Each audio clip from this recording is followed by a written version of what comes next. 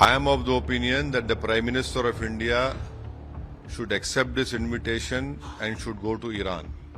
It will send a very strong message because unfortunately, the Prime Minister went days before to Israel, which he should not have gone. And he made that wrong statement of saying that we stand with Israel.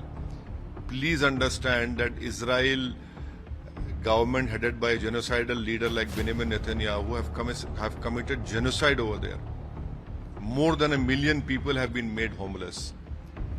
20,000 children have been killed. 44,000 children are injured.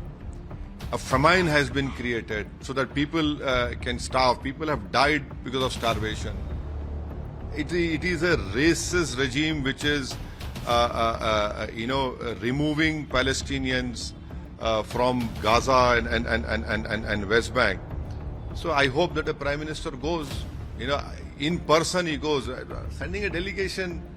If you want to send a strong message to Global South, if you want to tell the world and especially the US that we have an independent foreign policy, I hope the Prime Minister takes out time and goes, because we must remember that the slain leader was not only leader of Iran, but he also was a leader of many Shias throughout the world who believe in the Rehbar-e-Faqih. They call him Rehbar-e-Faqih, people who believe in him.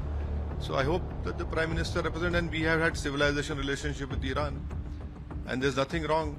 And this whole war was started by Benjamin Netanyahu and Donald Trump, and that is why we have seen the whole world is in turmoil, the whole economy is in turmoil, and gas supplies, oil supplies to India have been disturbed. Price rises is huge. So I don't know what Prime Minister will do. I hope he doesn't come under the pressure of Israel.